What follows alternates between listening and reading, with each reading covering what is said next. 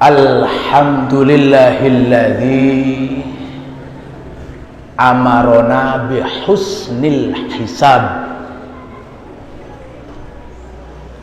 wa nahana an su'il hisab.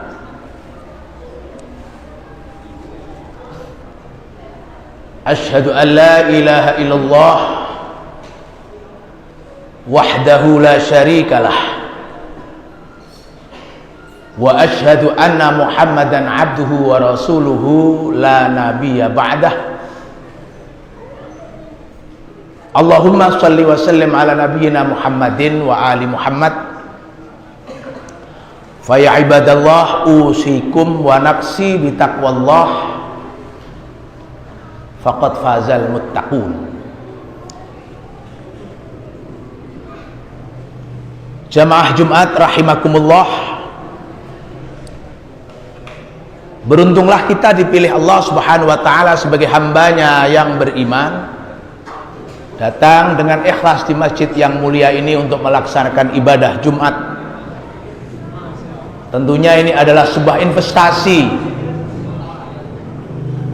yang kita berharap menjadi sebab diselamatkannya kita dari penderitaan dunia dan juga azab akhirat.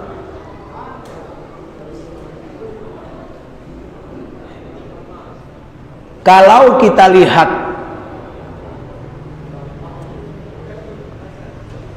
perhatian kaum muslimin terhadap ilmu pasti, yang di sana ada matematika, ada fisika, ada biologi, nampaknya bukan semakin maju, tapi justru menurun jika itu diukur dari prestasi para ulama-ulama di abad pertengahan seperti Al-Jabar atau Al-Khwarizm. Justru kaum muslimin sekarang ini sibuk untuk sesuatu yang kadang-kadang sudah selesai,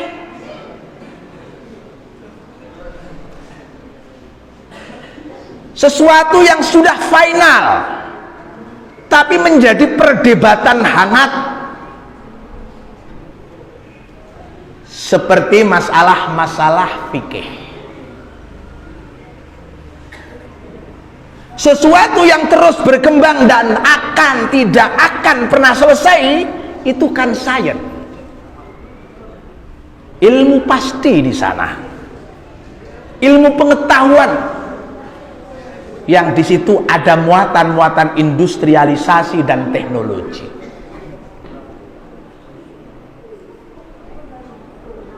Padahal dalam Al-Quran kehadiran ilmu pasti itu sangat penting untuk dipelajari, untuk menjadi perhatian utama bagi kaum muslimin, seperti ayat asy-syamsu wal qamaru bihusban, matahari dan rembulan itu masuk dalam kategori perhatian ilmu matematika, ilmu hitung.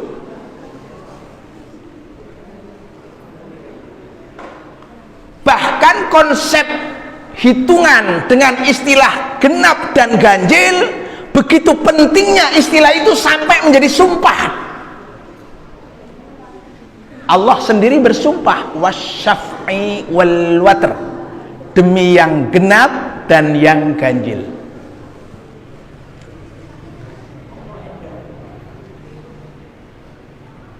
Hingga kemudian ada istilah bagaimana kualitas hitungan itu harus super cepat, liquid, dan tidak boleh ada keraguan. Maka muncul sari'ul hisab, seperti yang sekarang terjadi dalam proses-proses transaksi. Semua menggunakan hitungan-hitungan sari'ul hisab, hitungan yang cepat. Sudah tidak manual lagi, tapi sudah digital. Dan itu Al-Quran. Kita bisa membayangkan bagaimana kalau toko-toko modern dengan transaksi yang serba cepat itu menggunakan simpoa. Tentu antrian di kasir kalau itu toko akan mengular sampai puluhan kilometer. Tapi hari ini sudah ada hitungan digital. Dulu kalau kita itu masuk tol dengan sistem manual, kita menggunakan uang kertas. Dirasa itu masih lambat, diganti dengan kartu. Itu pun masih merugikan 4 triliun per tahun karena lambat. Masih ada hitungan yang lebih cepat lagi menggunakan barcode. Hingga orang sudah tidak lagi nempelin kartu di waktu masuk tol, sudah dengan barcode yang terisi dengan pulsa, orang sudah bisa diizinkan masuk, hingga palang pintu tol itu sudah membuka dengan sendirinya karena membaca barcode. Itu apa? Sari'ul hisab. Jadi artinya Al-Quran itu sudah mengantisipasi akan ada satu zaman di mana manusia akan bergerak lebih cepat dan sangat cepat. Maka hitungannya pun juga sari'ul hisab, cepat. Tapi pertanyaannya, kenapa umat Islam tidak punya perhatian penuh kepada matematika? Justru hal-hal fikih seringkali menjadi perdebatan utama. Sholat subuh kunut atau tidak kunut, Fatihah menggunakan bismillah atau tidak, itu kan sesuatu yang sudah selesai, nggak perlu diperdebatkan. Itu malah bikin kita mundur ke belakang. Mestinya ini ilmu sains, ini ilmu pengetahuan yang tidak pernah selesai tapi terus berkembang dengan inovasi-inovasi baru. Hingga kita dulu mengenal ilmu hitungan dasar, matematika dasar, itu aljabar. Siapa aljabar? Ulama Islam yang juga hafal Quran, dia penemunya. Bahkan kalau hari ini kita menggunakan komputerisasi, internet, media sosial pakai satelit, itu ditemukan oleh Al-Khwarizm. Maka hukum-hukum internet itu menggunakan istilah algoritma. Algoritma itu adalah penemuan Al-Khwarizm. Dia menemukan konsep Al-Khwarizm itu dengan istilah algoritma sekarang ini adalah dari istilah nafsu. Nafsu, keinginan manusia itu menggunakan rumus Al-Khwarizm. Diteliti oleh beliau, orang itu kalau kecenderungannya kanan, dia diajak ke kiri sulit, maka disebut ashabul yamin. Orang itu kalau kecenderungannya kiri, ashabul shimal, diajak ke kanan juga sulit. Dalam hukum perkawanan, pergaulan sosial juga demikian. Orang itu kalau bergaulnya dengan petani, dia jauh dengan para pedagang. Sebaliknya juga demikian. Orang baik akan bertemu orang baik. Ini namanya rumus algoritma nafsu. Orang jahat akan ketemu dengan orang jahat. Jundum mujannada, itu hukum-hukum algoritma yang sekarang dipakai dalam dunia media sosial komputer. Kalau kita membuka channel YouTube, membuka channel Facebook atau IG dan seterusnya, itu klik yang baik, maka seluruh komponen baik akan muncul.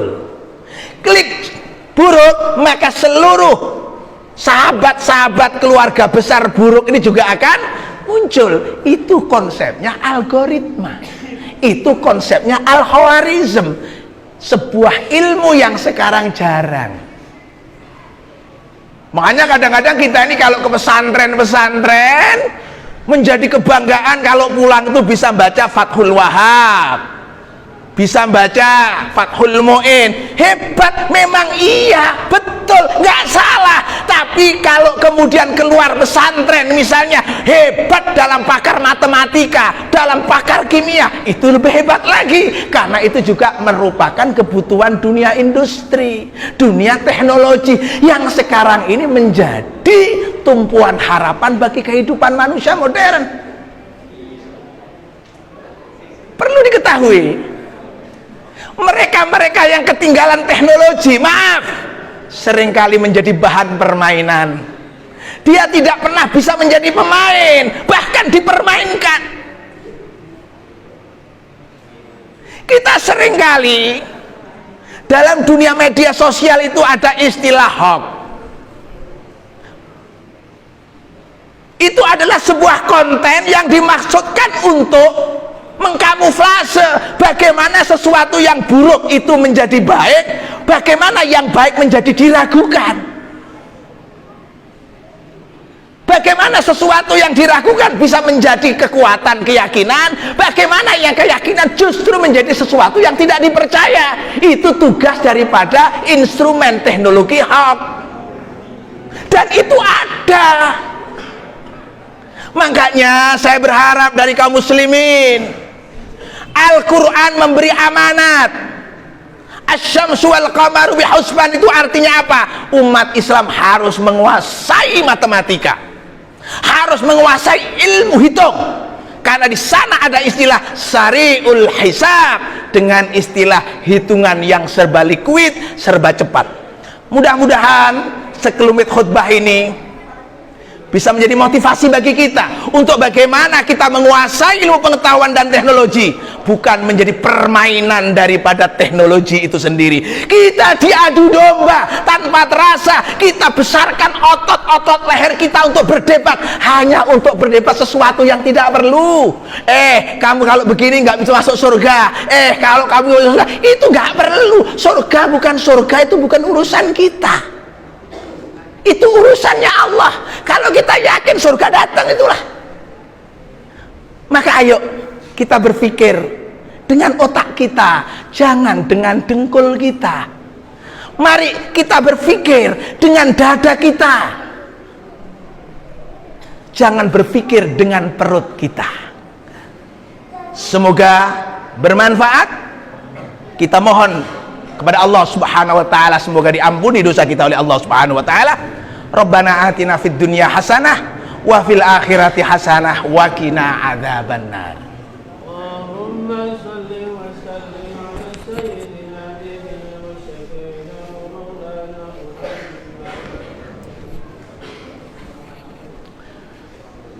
Alhamdulillah wassalatu wassalamu ala man la nabiyya ba'dah. Asyhadu an la ilaha illallah wahdahu la syarikalah wa asyhadu anna Muhammadan abduhu wa rasuluh. Allahumma shalli wa sallim ala nabiyyina Muhammadin wa ali Muhammad. Fa ya ibadallah ittaqullaha wadhkuru washkuru la'allakum tuflihun. Fa ya ibadallah innallaha wa malaikatahu yusalluna 'alan nabiy ya ayyuhalladzina amanu shallu 'alaihi wa sallimu taslima. Allahumma shalli wa sallim ala nabiyyina Muhammadin wa ali Muhammad. Allahumma ighfir lil muslimin wal muslimat wal mu'minina wal mu'minat al ahya'i minhum wal amwat innaka sami'un qaribun mujibud da'awat. Ya Allah, Engkaulah pemilik segala ampunan, maka ampunilah dosa kami, keluarga kami, bapak ibu kami, sanak famili, handai taulan, dan para pemimpin kami. Ya Allah, ya Allah, Engkaulah pemilik segala keselamatan. Ya Allah, selamatkanlah kami dari bencana dunia dan siksa akhirat. Ya Allah, Antas salam salimna wal muslimin. Rabbana atina fid dunya hasanah wa fil akhirati hasanah wa qina adzabannar. Wa sallallahu ala Muhammad wa ali Muhammad walhamdulillahi rabbil alamin. Aqimis shalah.